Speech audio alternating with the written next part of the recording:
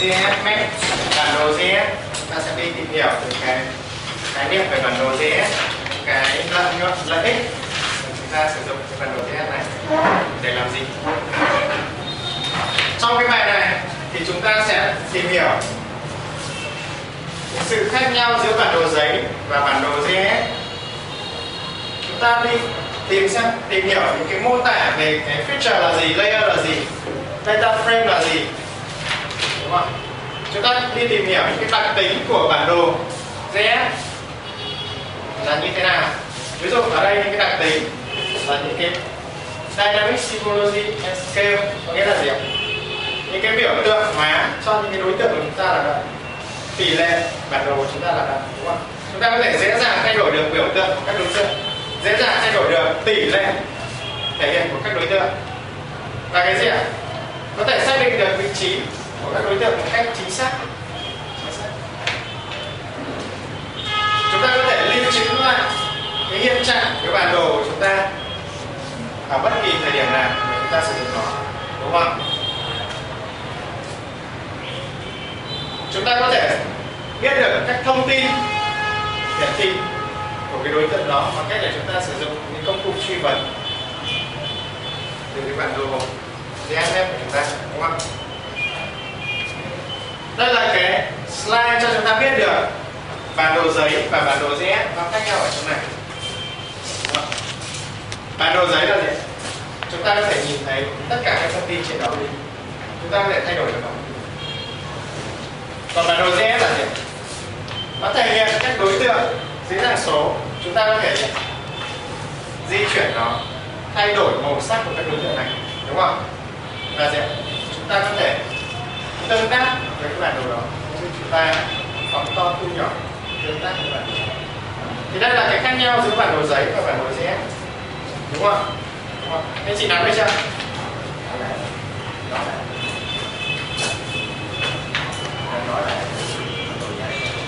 Đây chúng ta nhìn thấy bản đồ giấy là gì? Chúng ta không thể làm gì được ngoài cách là chúng ta xem cái bản đồ đó. Còn bản đồ GS là gì? Chúng ta có thể thay đổi được cái thông tin về màu sắc, chúng ta tương tác phóng to thu nhỏ, di chuyển, đúng không?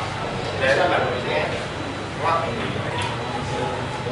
Vậy trên bản đồ GS nó mô tả các đối tượng bằng những cái đối tượng hình học trên bản đồ, đúng không? Trên bản đồ này, đây là gì? Con sông thì nó mô tả bằng một cái đường. Cái cánh đồng này thì nó được mô tả bởi những cái polygon, những cái ô, đúng không? Polygon. Còn như cái điểm mà tại đá cổ này chẳng hạn thì nó được mô tả bằng một cái điểm, đúng không? Thì đây là những cái đối tượng nó thể hiện ở trên bản đồ, cái đối tượng trên cái giấy thực được mô tả trên bản đồ bằng những cái hình dạng khác nhau, đúng không?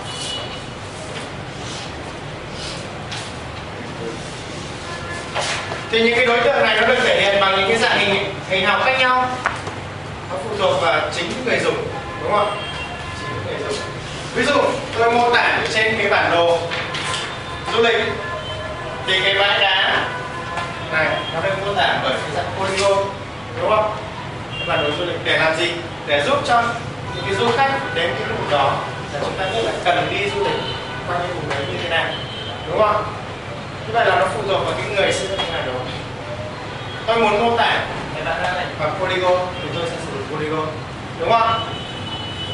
Còn ví dụ trên cái bản đồ thế giới thì tôi không cần thiết phải mô tả bằng polygon, bởi vì cái tỷ lệ của cái bản đồ này nó rất là nhỏ, đúng không? Thì cái bãi đá này tôi chỉ mô tả bằng một điểm, chấm điểm trên bản đồ đó, đúng không? Đúng không? Như vậy là gì? Nó phụ thuộc vào người sử dụng và cái điều kiện sử dụng của chúng ta, đúng không? Lớp dữ liệu, cái khái niệm này chúng ta rất là hay sử dụng khi mà chúng ta sử dụng bản đồ GS. Nó là lớp dữ liệu là gì? Là tập hợp của các đối tượng, tập hợp của các đối tượng. Ví dụ lớp dữ liệu nhà cửa của chúng ta thì nó là tập hợp của những cái đối tượng dạng nhà, chúng ta để là polygon hoặc line ở trên bản đồ, đúng không? Nó được trình bày trong một lớp dữ liệu, đúng không? Thì cái lớp dữ liệu này nó có những cái đặc tính và những cái thuộc tính, ví dụ như tên của từng cái thửa đất, đúng không? Sử dụng đất của từng cái thửa đất, và nó hiển thị trên bản đồ, hiển thị bằng những cái ký hiệu trên bản đồ, ví dụ như con sông đây chúng ta ghi bằng màu xanh, đúng không? Màu xanh. Và chúng ta có thể làm được nhiều cái thao tác trên cái dữ liệu đó, đúng không? Ở đây chúng ta có cái bản đồ những con sông và những quốc gia, đúng không? Đúng không? Đây là các lớp dữ liệu. Trên bản đồ này chúng ta có mấy lớp dữ liệu? Mấy lớp? Theo anh chị chúng ta có mấy lớp? Mấy lớp?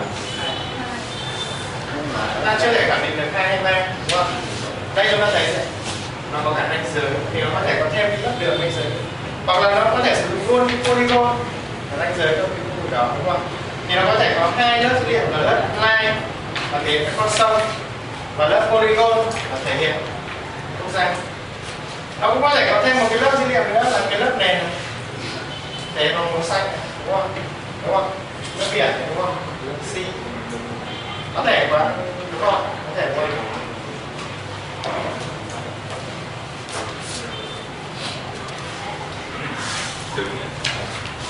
Như vậy là cái việc tổ chức những cái đối tượng này ở trên bản đồ như thế nào? Tổ chức những cái đối tượng này trên bản đồ như thế nào? Thì những cái đối tượng nó được thể hiện bởi những cái layer ở trên MS, bởi những cái layer ở trên MS. Khi chúng ta mở một lớp dữ liệu trên MS thì chúng ta có nghĩa là gì? Chúng ta mở những cái đối tượng ở trong cái layer đó lên, đúng không? Đúng không? Đây. Ví dụ như cái lớp dữ liệu đối với cái historical sheet này thì chúng ta có những cái điểm này, đây là cái đối tượng, đúng không? Nó được tổ chức trong cái lớp historical sheet, đúng không? Đúng không? Như vậy là trong một lớp dữ liệu thì nó thể hiện các feature đặc trưng cho từng cái đối tượng trên thực tế, đúng không? Đúng không? Ví dụ như trong cái lớp river này cũng thế, nó có con sông là con sông Mekong hoặc là sông Hồng, đúng không? Thì nó là các đối tượng khác nhau nhưng cùng thể hiện trong một layer, đúng không? Đúng không? Thì ở trong APS cái layer đấy nó được tổ chức ở trong cái data frame, tức là nó được lưu trữ và chứa trong cái data frame. Thì sau này chúng ta thực hành, chúng ta mở MS lên thì chúng ta thấy cái lợi ích khi mà chúng ta sử dụng bản đồ GSMF là gì? Lợi ích khi mà chúng ta sử dụng là gì? Đây chúng ta có thể thấy 5 cái lợi ích cơ bản nhất, đúng không? Đầu tiên là gì ạ? Dễ dàng thay đổi cái symbol của nó, biểu tượng của nó, đúng không? Có nghĩa là chúng ta có thể linh hoạt cái việc trình bày cái dữ liệu của chúng ta thành cái bản đồ chuyên đề khác nhau, đúng không? Tiếp theo là gì? Dynamic scale. Chúng ta có thể thu phóng nó đến những cái tỷ lệ khác nhau, đúng không? Nó phụ thuộc vào cái chi tiết của từng cái lớp dữ liệu của chúng ta. Chúng ta có thể ghi ra tỷ lệ thành 5.000, 7.000, 10.000, đúng không? Đúng không? Các chị hiểu chưa? Chúng ta có thể xác định được vị trí của các đối tượng một cách hết sức là nhanh chóng. Chúng ta di con trỏ đến cái đối tượng đó, nó sẽ hiển thị cái cơ hội của nó lên, thì chúng ta có thể dễ dàng nhận biết được, đúng không? Và cái quan trọng nhất là gì ạ? Chúng ta có thể nhìn thấy được nhiều thông tin hơn so với bản đồ giấy, đúng không? Đúng không? Và cái nữa là gì? Chúng ta dễ dàng lưu lại và mở ra cho những lần làm việc khác nhau, đúng không? Đây là 5 cái lợi ích mà chúng ta chuyển từ bản đồ giấy sang bản đồ GS, đúng không? Bản đồ số GS. Ở đây chúng ta đã có cái slide nói về cái tỷ lệ, đúng không? Tỷ lệ là gì? Là so sánh kích thước của đối tượng bản đồ so với cái đối tượng mình học ngoài thực tế, đối tượng thực tế, đúng không? Đúng không?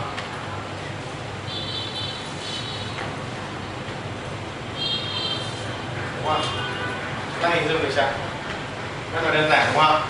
Và nó thể hiện cái kích thước trên bản đồ đối với cái kích thước ở trên bề mặt của trái đất. Ví dụ trên bản đồ chúng ta có là 1 km, thì so với thực tế chúng ta thể hiện trên bản đồ thì chúng ta chỉ thể hiện 1 cm đối với cái tỷ lệ là 10.000, đúng không?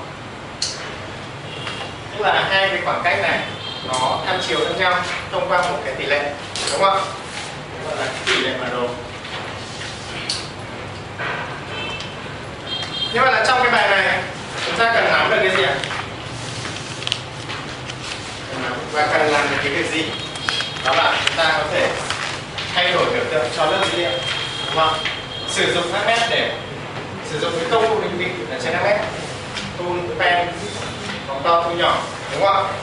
Chúng ta đọc được tỷ lệ bản đồ ở đâu trên HMS, đúng không?